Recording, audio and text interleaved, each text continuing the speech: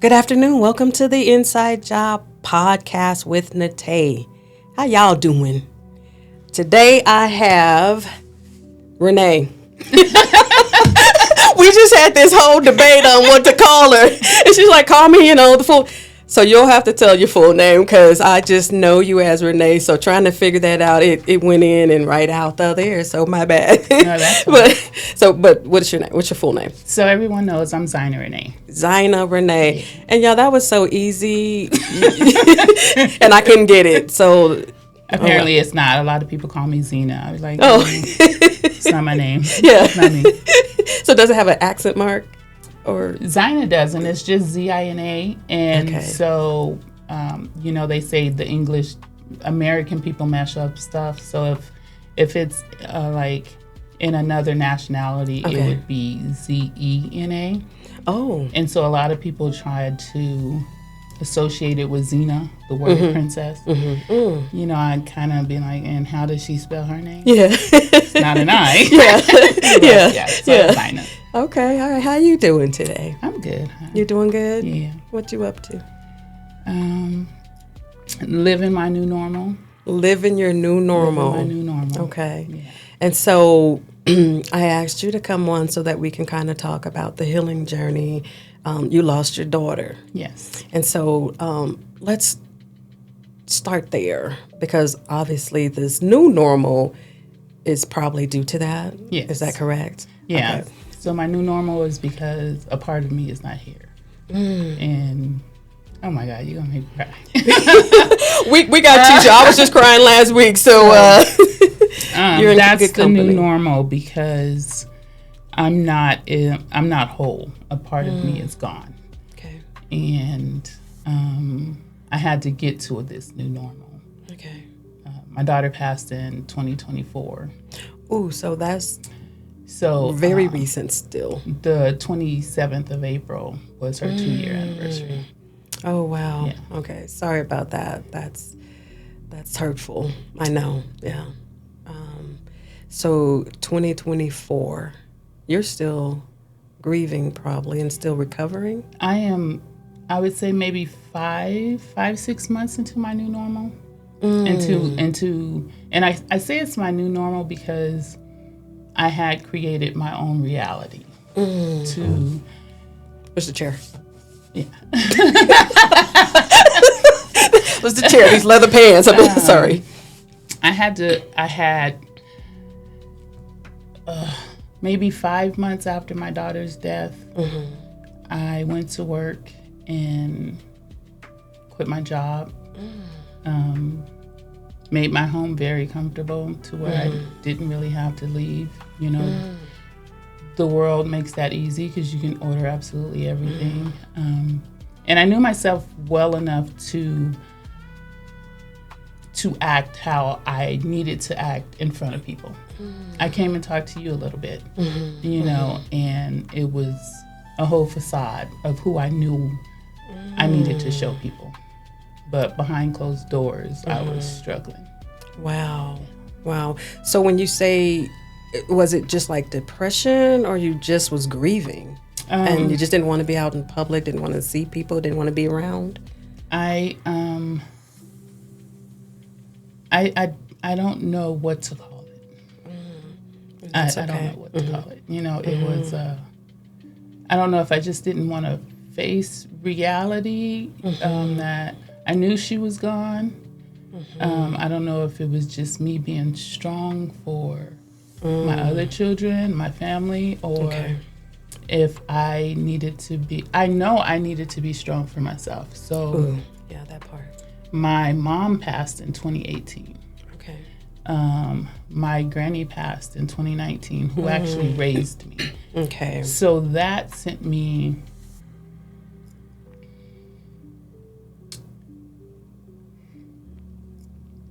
your time. It's okay.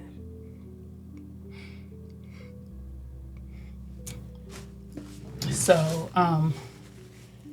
that was a struggle to not even sit in a corner and just give up on everything, to not walk away from my family because you don't want to feel that hurt. Yeah. So if I'm not around people, if I just seclude myself, then I won't have to worry about feeling that hurt. And so I literally was maybe a good 8 months into a comfortable space of not feeling that pain. I thank God all the time I didn't mess up my body, because I say a low-key alcoholic because I was still able to not drink all the time, but I drank so much. I'm just thankful I didn't mess up my body. Yeah. Right? And then I appreciate my children so much. You know, they literally got me through that. The love that I get from them, and then the fact that I love them so much made me push to continue to live life. Wow. Yeah. Love is it's a thing. It is. You know, and it can help us get through stuff better than you know, even sitting down with a therapist. When somebody loves you and loves you correctly and loves you, that is, it heals all. And I say my kids, I mean, I just want to say I have a village of friends, family, my children, people that loved me when I didn't love myself. So I love the people that love me because it's a genuine love that I know, you know, if I'm laying in the bed and I'm not going to eat, they're going to bring something. They're going to bring the favorite that they know she is going to take everything she got not to eat this. So, the love is what got me through just literally leaving my life and disappearing. Yeah. Now, did you talk to anyone? Did you have a therapist on the phone or anything like that until along with, or was it the love? No, for my mom and my granny, it was the love. It was the love. It was knowing I didn't want to put them or my village in any kind of hurt or pain or worry if I disappeared. You know, so it was like the love that I got from them and the love that, for me, to where I didn't want to hurt them in that manner, that got me through that. And then, like I said, my daughter, I lived in Hawaii for 4 years. And so coming back home to Colorado, I was home for not even really a month, and my daughter died. Did you have, was some of that some guilt from being gone, or? When my daughter died, it's so much that went on in my head. I can say it was, you know, I should have did this, I should have did that. You know, I felt guilt because, you know, I was gone. You know, I thought about the disagreements we had and just everything. Like, you know, maybe I should have did this, maybe I should have did that. Like the whole nine. The whole, The shoulda, coulda, wouldas, how come, why not?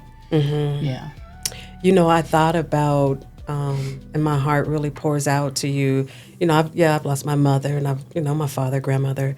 I've never lost a child. I know other people who have, and the struggle that they're having, that impact appears to be a lot different than, you know, somebody can be like, oh, grief is grief, but there appears to be a greater impact, you know, when it's your child, that guilt, because, you know, my mother was sick, and so we knew, you know, she was going to go.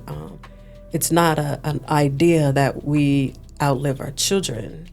And so there's, for another woman that I know, that guilt of like, dang, how am I still here? And, you know, she left before me, just not being able to compartmentalize that and just accept it, like, it's just how it is sometimes.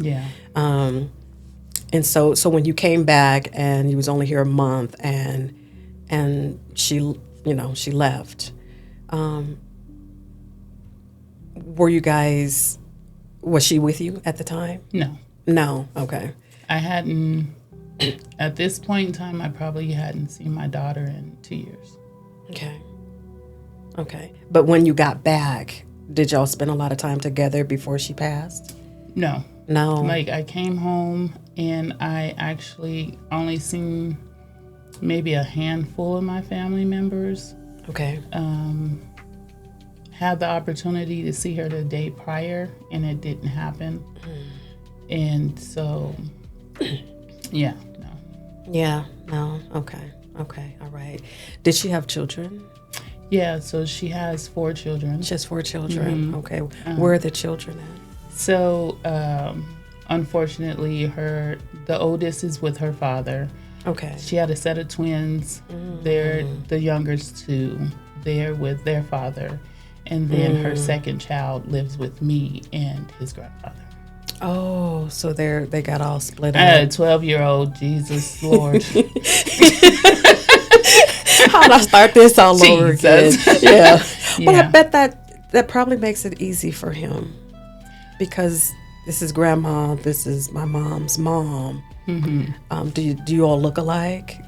He does. I mean, our genes are strong. Okay. If you see my kids, you see my grandkids, you'd be like, you Renee's. Huh? Yeah.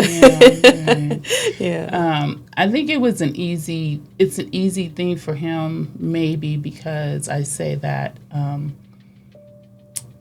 there's several grandchildren, but everybody says he was grandpa's favorite from birth.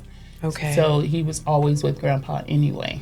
So that didn't really change at all, because he was always with grandpa. Okay. Regardless, everybody else, like, where's he at? Yeah. With grandpa. Yeah. So that was a good thing. Yeah. So then your new norm also includes a 12-year-old. Yeah. Yeah. Well, that I live with. That you live with. That I live with. Well, yeah, that you live with. Yeah. Yeah. Schoolwork. The whole nine. The whole nine. What is that? What's a day like for you? I mean, there's other grandkids around. So I think for me, the bulk of it is the school. Okay. I have to actually pay attention to what's going on in this particular kid's life. Everybody else can call me and we can talk about this and we can talk about that. But I have to pay attention to everything about this kid at this point in time, because he's my responsibility, So it's like, I told him the other day, like, you trying to drive me crazy. Yeah, I mean, he's a typical 12-year-old boy. And I'm like, but that's Where it. is his dad not around? He's not. Okay. Okay. All right. But he has grandpa. He's always, I said, always been the favorite since the kid was born. Yeah. So. Does he get to talk to his siblings? Yeah, they see each other on a regular. Oh, okay. Yeah. Okay. That's good. Our family is we're apart, but we're together. We make sure we see each other so many times a year because they live in different cities. Everybody FaceTime every day, all day long. So, it's like you're apart, but you're not. So when you say that your new norm, and you're about 8 months into your new norm, prior to that, you had him, right? Were you still doing the, seclusion? Or what did that look like? And how did you, and then let's walk through what it looked like on how you got to your 8-month new life. So like I said, like roughly 5-6 months after my daughter died, I just, I realized I was being mean. I was mean, I was rude, and I didn't care. I didn't care, but I knew that wasn't me. Okay. And so I was like, I just created this reality where if you showed up, I would have been like, hey, Nate, we'll do blah, blah. Everything's fine, whatever. I'm having my days, but I'm good. And then as soon as you would leave, I probably wouldn't put on my house dress or my muumuu, whatever you want to call it, and a scarf on my head or whatever, and I'm sitting on the couch, and you know how it's like you pretend to be busy when you're not. Yes. House spotless, but I swear I got to clean something. I just created my own reality to where it was like everyone assumed I was grieving and I was okay because that's how I made it seem. And then there was a few things that was taking place in my life where I was like, my brain was in reality on some sense, but at the same time, I just didn't want to face reality, I guess. And then just, life happens. And, a few things was taking place, and, I'm constantly talking to myself. And it's like, Renee, you just got to get at it. Like, the way your life, this is not your life. And I let reality step up. And me and my oldest daughter, when it first showed up, when I first allowed it, it was like an emotional overload. I cried all the time for absolutely everything. I would have to, and that's one reason I left work, because I would be at work and tears would just start falling, and I just put it off on allergies. Like, oh my God, I get my allergies, and when I knew it wasn't allergies, right? And you were hiding it. I was trying to. You were trying to. And then I was like, I just got to live my new normal. People was like, what are you talking about, new normal? I'm like, because one of my daughters died.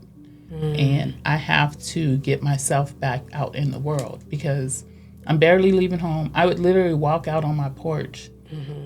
Like, oh my God, it's a nice day out here, and turn right back around and go back in the house. And that was enough for me. I went outside. It doesn't matter that I just went on the porch. I did go outside. You go outside today, Renee? I sure did. It's pretty outside, because I know it's nice. And then I just thought about, I was doing myself a disservice, because I'm full of life. I like going places. I like, my kids tell me all the time, you talk to everybody, Mom. You're always doing something, I went from being the go-to person to just being secluded in my own little world. And my house is, it's kind of far from everybody, so nobody was really coming out there unless there was a reason to, and so things just started clicking in my life where it was like, you gotta change this. So the acceptance of the reality that she was gone and that you're just gonna have to get up and move forward. I don't like when people use the word just get over it, because that's just, to me, I think that's a little insensitive, and that's just not what happens. But we can get through it. It was it at that point when you accepted it and just realized, hey, I can't stay here. Is that when you got up out of it, or made the steps to climb out of it? It was a few things. Like I said, there was a few situations in my life that I was like, I just need to change what's happening. And I was just, one of the main things, I have a granddaughter. And my daughter, she says this to my grandchildren all the time. You got to show up for yourself.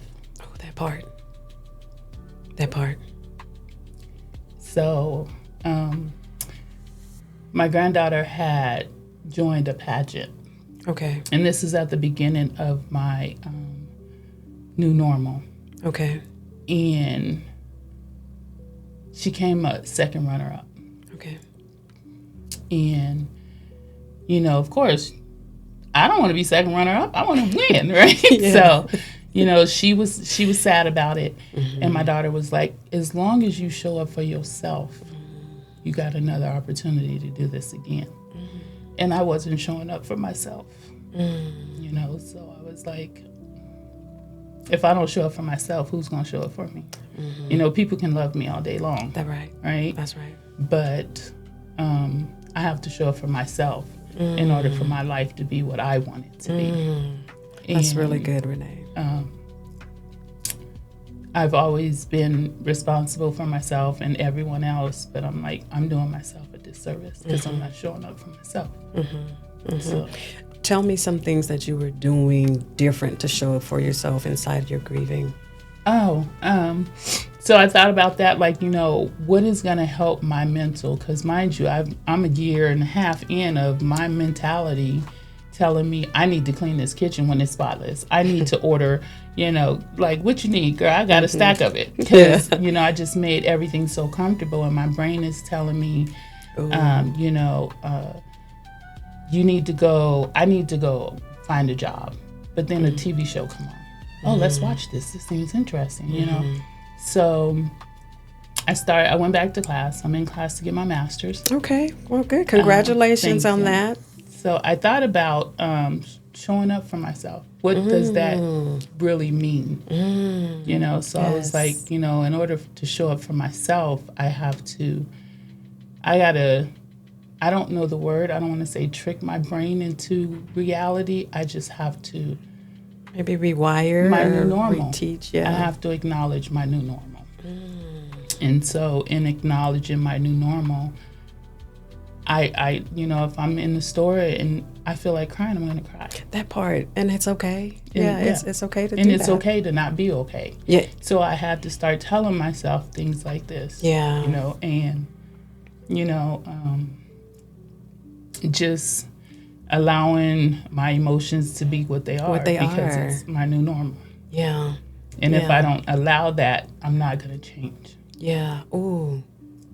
That's powerful when you think about that, because it's true. Yeah. That within itself is a reality. So I told myself, you know, I appreciate, again, that I didn't go crazy. Because in all reality, I could go home and sit in that corner. Yeah. You know? But I'm like, you know, if I start these classes, who wants to spend all this money to waste it? I don't. Yeah. Yeah. Not these days, especially. So, reached out a few times to the different schools. Okay. Changed my start date about 5 times. Okay. And then I was like, if you're going to do this, you got to do it. So I committed and was like, okay, you know,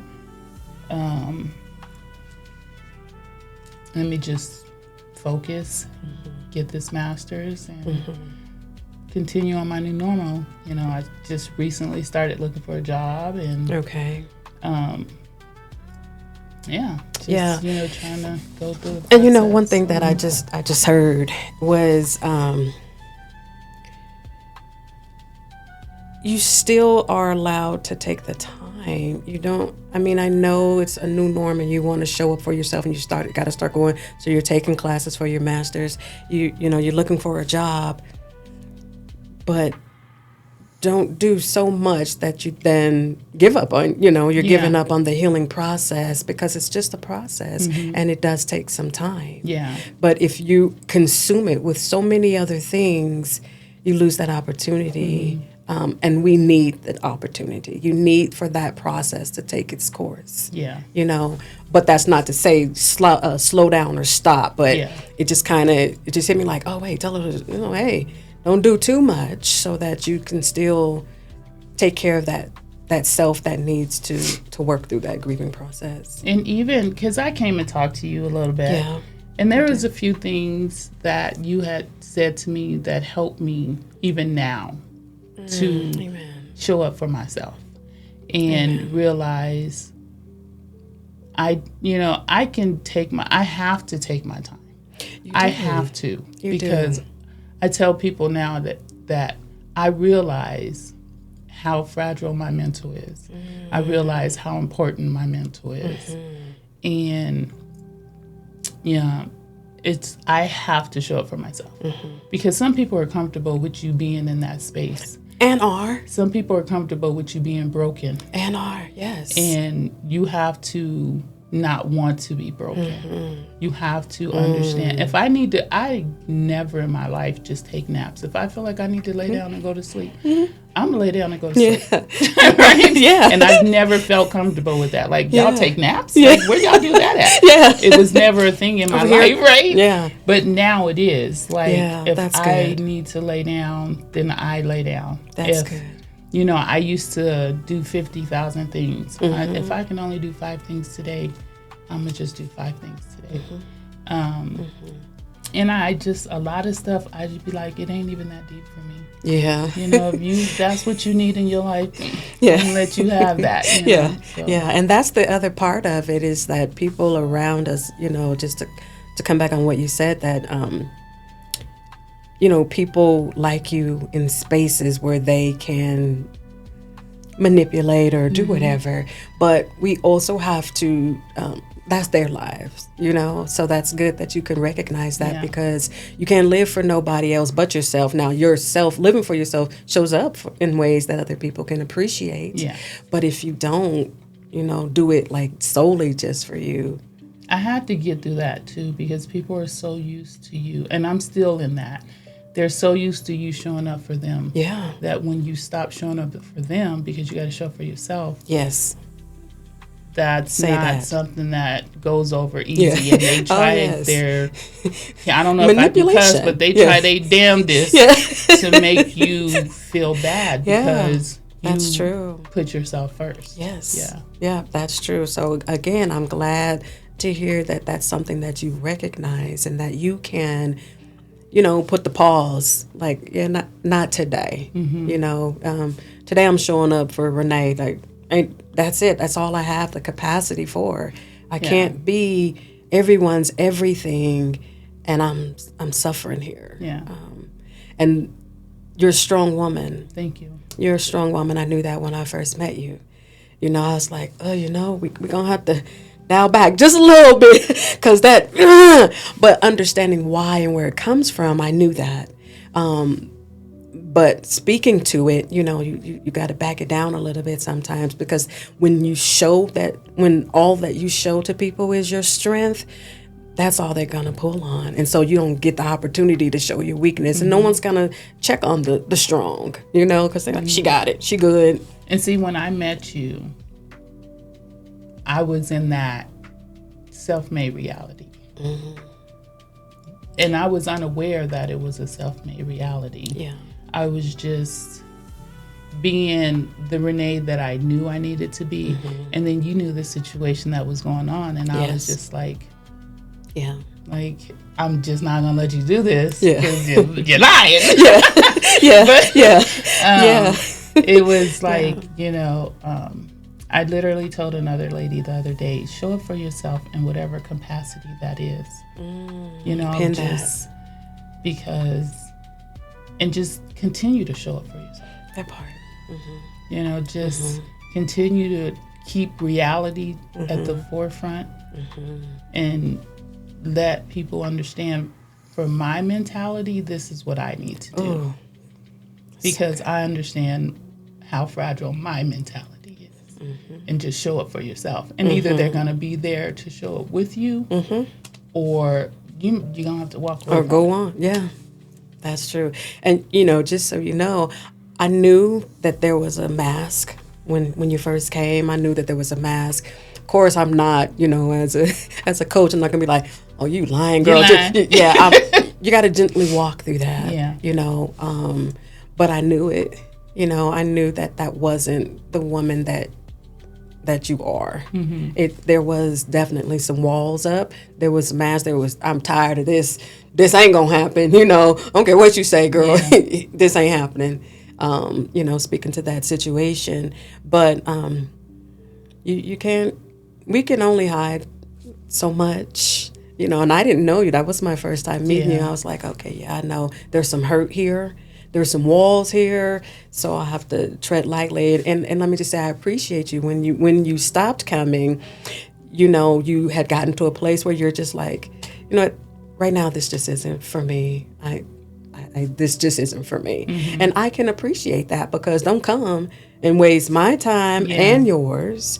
And one, either you're not ready, or you recognize I need something else first. Or I think I wasn't ready, because I was in that created reality. And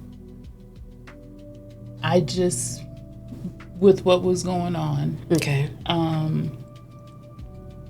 I just was, I just needed to, I guess, keep my mental in a space of comfortability, to where I could, continue to just exist. So that's another thing. I was tired of existing. Wow. The reality, I see myself doing the same thing over and over. And I was like, I started speaking it. You're existing. Are you tired of existing?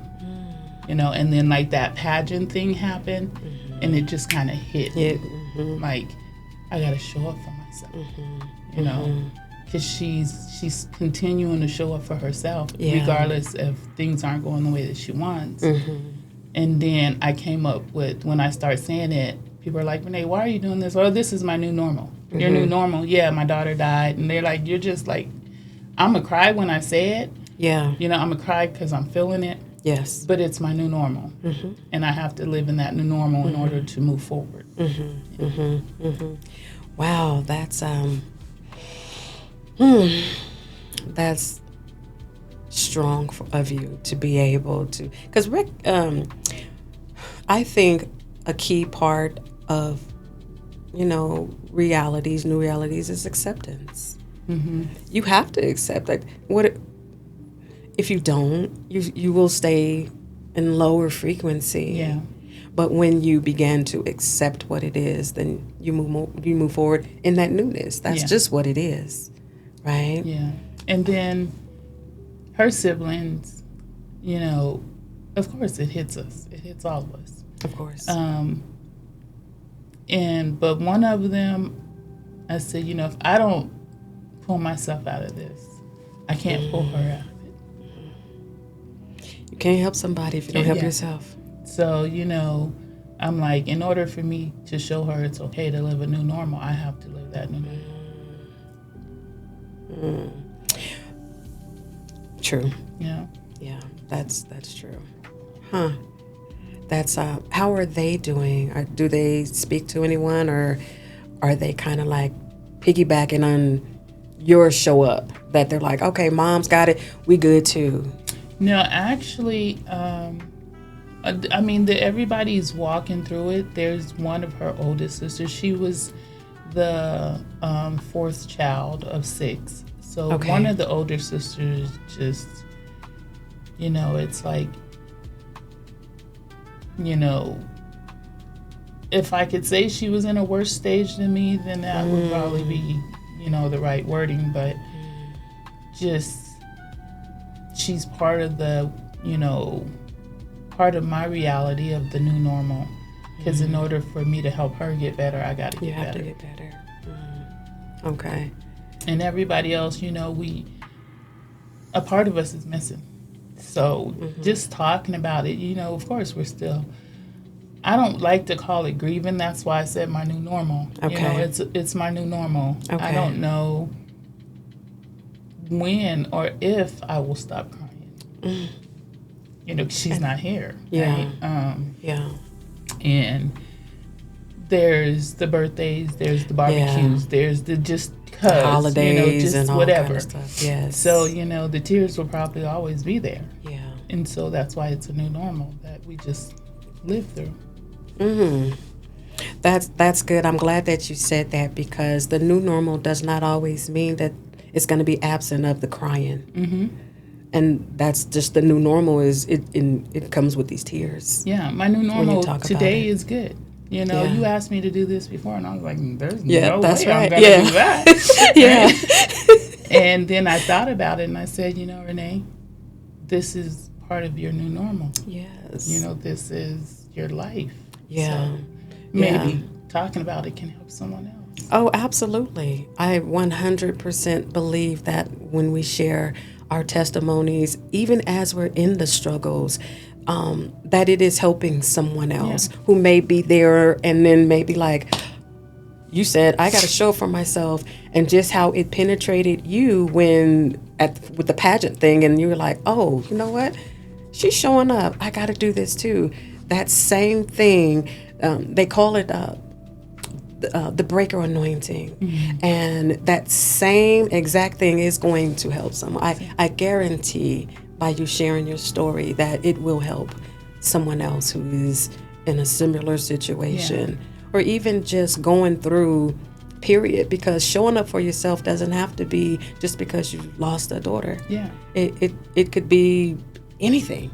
And that's why it's like, whatever capacity works for you. Tomorrow might not be a good day for me. I might sit on that couch and watch a movie, knowing that I need to get up and do something else. Yeah. But if I don't get up and do nothing else but wash my laundry, I did something productive. And as long as I can keep reality in my forefront and know that I can't do that tomorrow, I have to get up and show up for myself, then it's okay. It's okay. It's okay that day was a day. Yeah. You can't allow that day to be every day anymore. Yeah, that's correct. And every day could be that, it's just you're handling it differently, because every day you still have the same situation. She still isn't here.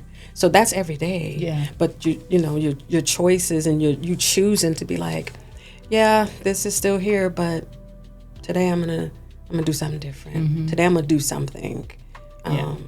Wow, that's a story. Yeah. That's a story. So looking for a job now, are you looking to work like full time, or you just what are you doing with that? With the classes, I am dedicated to getting this master's now because I haven't spent all this money. So I'm like, I thought about that, and I'm like, I know me, so I don't want to get a job, because I'm going to dedicate myself to that and make sure I do my job and know the job and all of this and that. Great and character. Then of course, I need a leadership position. So now I'm going to be over other people. So I'm like, I can't take on a role like that because it's going to take away from my studies. And I don't want to take on too much to where I wake up one morning and I'm just overwhelmed. Yeah. Right? So I'm like, I need to just take on a part-time position to where I can still, it's a struggle, okay? There's days I wake up and I don't want to get up. There's days I force myself, I talk to myself. Renee, you've been woke for 30 minutes, girl. Get out this bed, And I literally have to roll myself out the bed because I just don't want to get out the bed. Yeah. And it's not like, I can't explain it. It's not like there's just why I don't want to get out. It's just like, I'm okay with just being here. Yeah. And it's like. Yeah. And those are those moments, as you said, that it's okay for that too. I completely understand how and what you're talking about without having the words. Today I'm able to roll from this side to the other side. I'm good. I'll lay there, fall back asleep. You have your moments, and that's another part of accepting it, that is that part too. Because that happens. I will tell myself, Renee, you woke up yesterday and laid here until you went back to sleep. You're not doing that today. You're not going back to sleep. Talk to yourself. Listen. Because I think, our mental health is very important. We have to take care of our mental just as much as our physical, just as much as our emotional, our spiritual. Across the board, you got to take care of it. I remember seeing, it was a post where they were talking about, the mental gym and what that looked like. If you're a reader, reading a book, reading your word. If you're, a listener, listening to a book or something, just something that's getting your mind going, and you're not sitting in your thoughts, because that can take us there and keep us there. And that was the purpose of the classes. It's something that I have to it's requiring my attention. It's requiring me to study and, read and focus. It's requiring me to do that. I love that. I actually love that a lot. When are your classes up? When do you finish? When do you graduate? December. Woo! we gonna give some congratulations and praise early. Yeah. I mean, because that's still a little few months down the road. So December, okay. And then after the classes are done, is it your idea that you'll have a job? Because something's got to replace that. Yeah, I feel like I'm gonna get a part-time job and just build on that. Okay. Go into. I'm not just gonna take any job, right? Yeah. So I need like a good job where I can grow. Oh, And then so once I graduate, yes, then I can just move up in the company and then take on a full-time position. Okay. Yeah. Okay. Awesome. That's a good plan. That's a good plan. Okay. Well, good. Wow. If it were anything that you would want to leave somebody who may be in some recovery, struggling with some of that, what are a couple of things you would leave for them? I would say acknowledgement first off. I need you to acknowledge what your life is right now, what you're going through. Okay. And show up for yourself. Realize that your mentality is fragile or your situation, and just show up for yourself in whatever capacity that is. Even if it's only 30 minutes a day, show up for yourself for 30 minutes today. Then let's try and grow to 45 an hour, Like I said, I knew I needed something that was going to require me to show up. And that's why I took these classes, because it's a requirement. If I don't study today, then I'm going to be like, damn, I didn't do that. So now I'm not showing up for myself. So, okay, that's okay today, Renee. But yes, give yourself grace. You got to do X amount within this week. You got to get X amount complete within this week. So I don't give myself time as far as hours. I base it off of weeks because that's what works for me. Okay. So whatever capacity works for you, give yourself grace, acknowledge, keep your reality. I don't care what anybody says to me. I'm gonna speak up for myself, and I'm gonna remind them what's good for my mentality. That is so good. That is so good, and it is my prayer that to whom may be dealing with something similar or going through, where they're having to be in this healing journey, that they will heed to that and be able to pull on that. Be able to go back and see this again and again and again, write it down, put it somewhere, and show up. Yeah. So, wow. Well, I thank you so much for coming on and sharing your story. I know it's not always easy. It is what it is. It is. And you're doing an amazing job. Thank you. Showing up for yourself. You're beautiful. Thank you.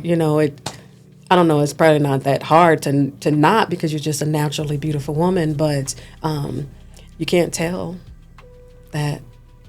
And that's it's the going thing. on Yeah, with people you. we're good at creating a facade that's not real, and that's not good for yourself. So, yeah, just show up for yourself. You can continue to love and be there and support, but put yourself first.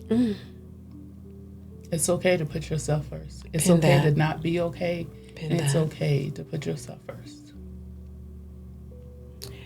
You got it here from the Inside Job podcast. You better take that and run with it. Right? So thank you. You are more than welcome to come back. I know that a lot of times people want to see, like, dang, what's Renee doing now? Like, did she graduate? Yeah. So please come back. I'm going to come and sit here with my cap and gown. Yes, that part. Come on.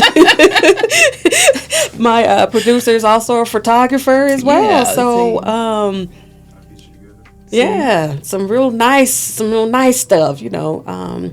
So thank you. I will continue to keep you, you know, in prayer. You're in my heart. Will always be there. Thank you for having me. I appreciate it. Yes. So thank you. You for your support. Let me just say that. I mean, just to speak on your support, your words, I could cry. I thank you. Because some of the stuff that you have said to me resonates in my head on a regular. So I thank you. You're welcome. You're welcome. And I too am grateful that it's receptive. You know, I talk to a lot of people and not everybody receives what I say. It depends on where they're at and what they want to, you know, if you don't want it, doesn't matter who says it. So I appreciate that. Thank you. I appreciate that. So we going to give some hugs here. Thanks for watching the Inside Job podcast. Come back and get some love here. I love you.